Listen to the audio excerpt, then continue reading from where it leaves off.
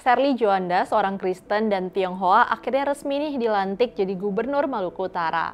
Perjuangan Sherly untuk sampai ke titik ini dalam Pilkada Maluku Utara nggak gampang ya. Dia jadi bulan-bulanan serangan politik identitas. Sejak namanya disebut sebagai calon gubernur, aksi protes langsung bermunculan. Kelompok Aliansi Masyarakat Adat Moluku Kiraha menolak Sherly dengan alasan adat dan agama. Panglima Sultan Tidore Muhammad Ali Alting menegaskan Moluku Kiraha sejak dulu dipimpin dengan prinsip Islam. Apalagi Federasi Kerajaan Islam di Maluku Utara seperti Ternate, Tidore, Jailolo, dan Bacan didirikan atas dasar Islam. Karena itu, pemimpin Maluku Utara juga harus pegang prinsip yang sama, katanya. Mereka bahkan mengeluarkan maklumat dengan 4 poin utama penolakan. Pertama, menolak pemimpin non-Muslim karena dianggap melanggar adat Moluku Kiraha. Kedua, meminta pemerintah dan partai politik menghormati hukum adat dalam pemilihan pemimpin. Ketiga, mengimbau masyarakat agar tetap berpegang pada nilai-nilai adat. Keempat, menegaskan bahwa tidak memilih pemimpin non-Muslim adalah wasiat leluhur Moluku Kiraha. Menurut mereka, ini penting buat menjaga identitas budaya dan agama di Maluku Utara. Mengingat mayoritas warga Maluku Utara ini adalah Muslim, isu ini jadi sangat sensitif. Banyak yang merasa pemimpin daerah harus seiman dengan rakyat mayoritas. Mereka khawatir kebijakan Sherly nanti ini nggak bakal selaras sama nilai-nilai Islam. Tapi di sisi lain, pendukung Sherly yakin dia tetap bisa jadi pemimpin yang baik. Buat mereka, yang penting itu kompetensi dan integritas, bukan agama.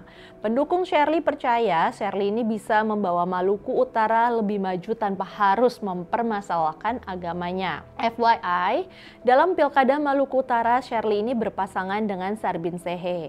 Sherly menggantikan suaminya, Benny Laos, yang meninggal saat berlayar menuju satu wilayah untuk berkampanye pada Oktober 2024 kemarin.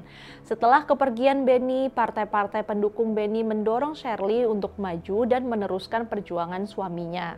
Sherly Sarbin berhasil menang dengan dukungan 51,8% suara. Mereka unggul jauh dari Sultan Tidore Husin Alting yang cuma dapat 24,42% suara.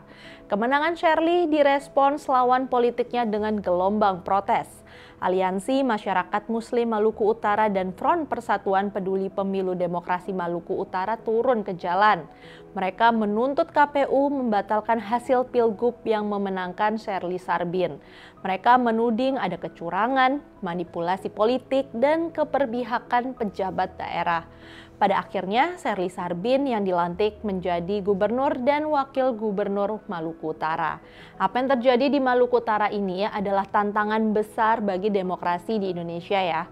Seorang kandidat yang secara etnis dan agama berbeda dengan etnis dan agama mayoritas, pemilihnya dianggap tidak layak menjadi kepala daerah. Isu-isu politik identitas pun disebarkan untuk menggagalkan kandidat itu. Narasi yang umum dihembuskan adalah pemilih jangan memilih kandidat yang tidak seiman dan seetnis. Ini tidak hanya terjadi di Maluku Utara ya, tapi juga pernah di Jakarta dan di daerah lainnya. Mayoritas pemilih di Maluku Utara membuktikan bahwa yang dilihat dari pemimpin itu kualitasnya, bukan agama atau etnisnya. Mudah-mudahan kemenangan akal sehat di Maluku Utara ini bisa menyebar ke seluruh daerah ya. Yuk, lawan politik identitas!